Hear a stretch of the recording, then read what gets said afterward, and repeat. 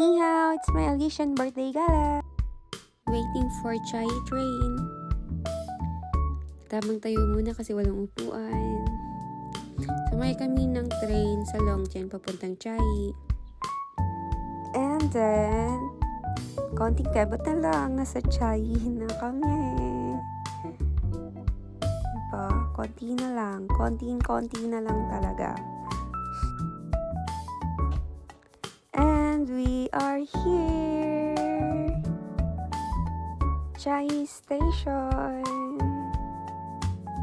So, sa tapat ng Chai Station, dito yung pila ng sakayin papuntang Alician. Dalawang pila yung makikita nyo dyan. Yung isa is may reservation sa upuan at yung isa naman ay Yoyo card. So, let me explain. May reservation ka, makakasay ka agad. Pag Yoyo card ka naman, maghihintay ka after makapasok lahat ng may reservation. At ito pa, iisa lang ang bus number na sasakyan papuntang Alician at ito ay 7:22. At ayun na nga, nakaalis na kami mahigit 2 oras ang biyahe from Chai to Alician. Kung mahiluin kayo, lakay ng plastic, pagsali sa suka or magdala kayo ng pangaplas, ganyan na wala yung hilo nyo. Sobrang layo ng biyahe, pataas at pa-zigzag ang biyahe, kaya mag-ready niyang sakit sa ulo. Sobra talaga, grabe. Ang taas niya. Sobrang ang taas. So, ayun, nahihilo din talaga ako ng sobra dyan. Ayan. Sobrang hilo ni Zai.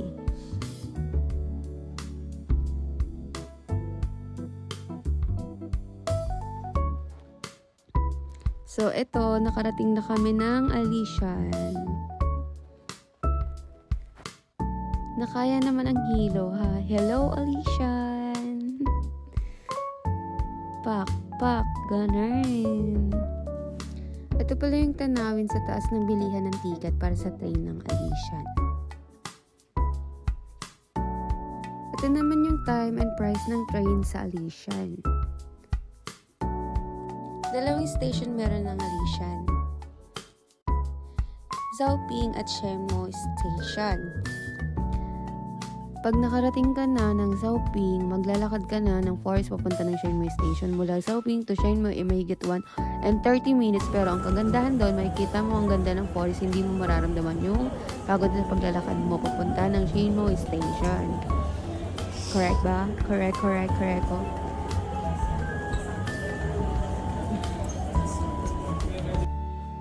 So, ayan, papasok na kami dyan sa train na brown.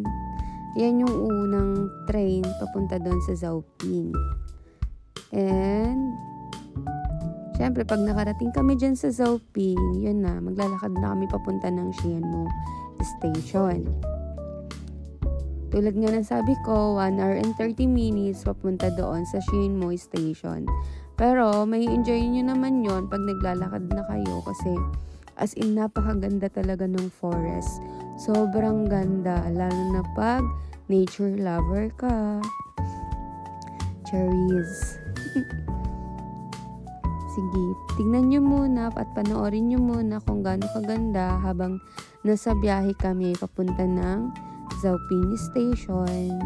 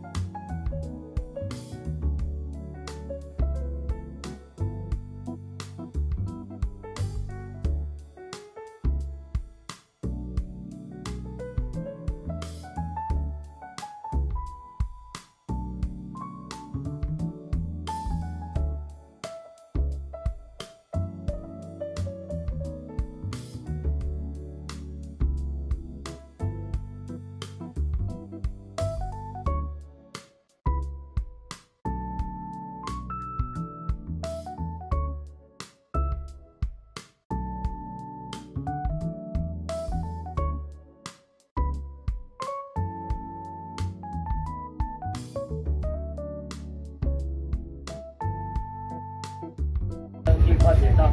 这件事上，上面图片看到蒸汽火车和烟花的合影，拍摄地点在天空步道出口最前面车厢这里。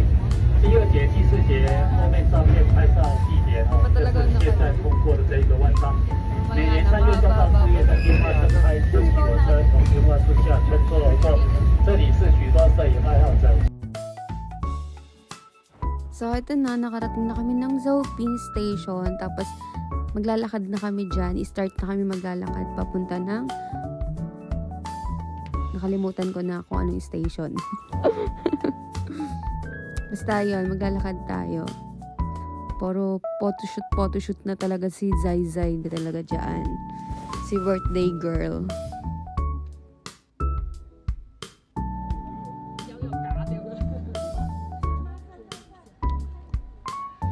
Sobrang ganda. So, yan. Lakad na tayo. As in, sobrang layo niya. Pero worth to walk siya. Kasi sobrang ganda ng Alishan. Grabe. As in, ang gaganda ng mga puno. Sobrang laki.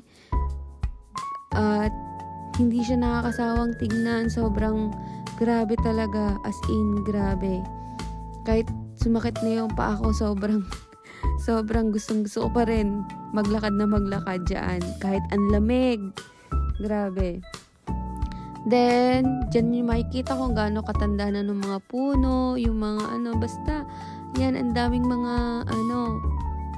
mga matatandang mga puno na dyan, na still, napaka-buhay na buhay pa rin nila. Then, syempre ako nag-aayos dyan para for my birthday shoot, and one of my bucket list talaga yung Alishan. Kaya isa siya sa pinakagusto ko talagang puntahan dito sa Taiwan. Sobrang ganda. Hindi mo pagsisisihan kung bakit ka pumunta dito kahit sobrang hilong-hilo ka sa biyahe. Lalo na sa bus, sobrang grabe yung biyahe talaga. So ayan, ang dami kong kwento, 'di ba? Kasi sobrang ganda talaga ng Alishan. Kahit sobrang lamig dyan, grabe na talaga. Kinaya pa rin ang lamig ni Gara. So, ayan, nag-aayos ang prinsesa. Charis, ang prinsesa. So, hindi ko expect. Ang daming nagpa-picture sa akin dyan. Sino ka dyan? Maganda. Ganda ka dyan. Like a princess ko daw. Kono. It's, fairy tale. Charis. Dinaldal, no? Super ganda.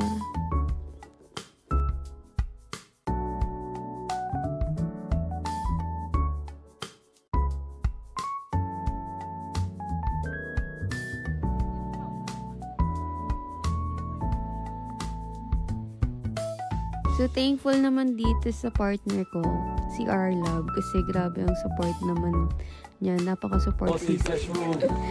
And ito yung mga komenta sa akin. Grabe. Sobrang thank you.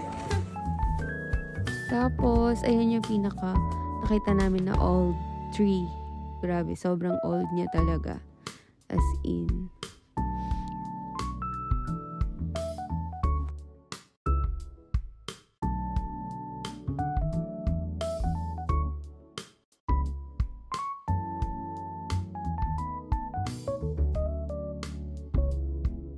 Ayun, naglaro na ako ng ganda-gandahan dyan. Thank you so much, Alishan.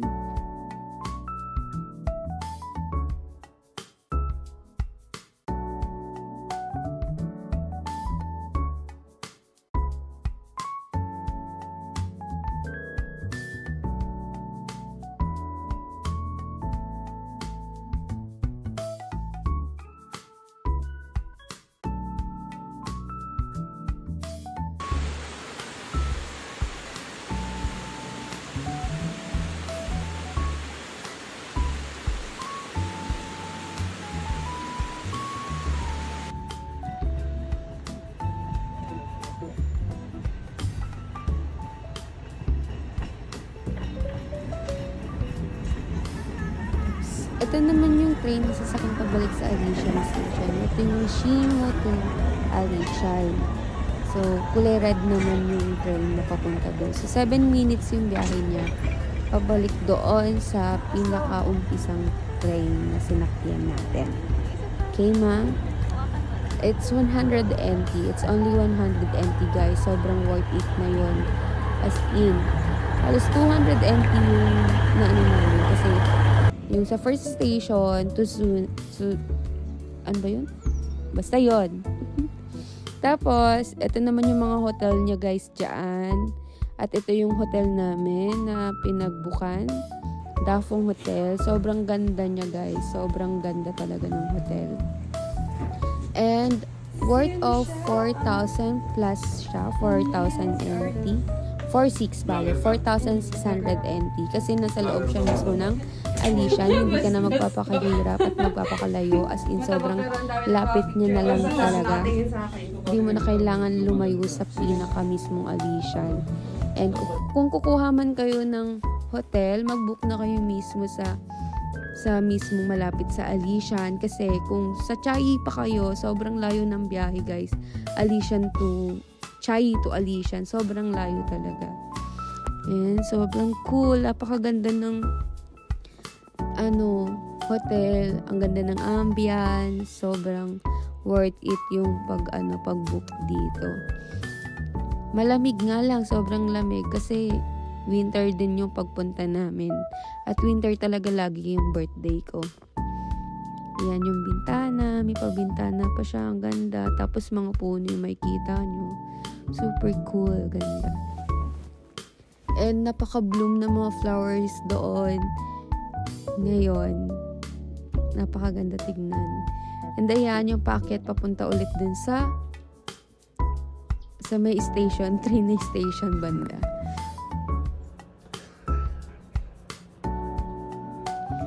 And nag-ikot pa muna kami for our last day dyan. Tapos sobrang hindi talaga siya nakakasawang tignan, guys. Sobrang hindi siya nakakasawang ikutin ng ikutin. Sobrang ganda niya po talagang puntahan.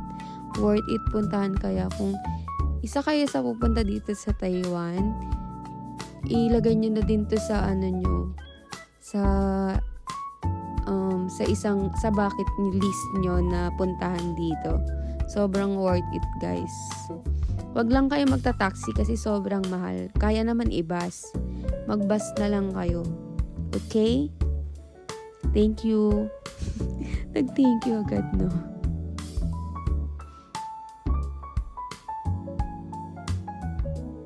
Gusto ko lang ipakita sa inyo kung gaano kaganda yung Alishan. Kaya ayun, ni-record ko.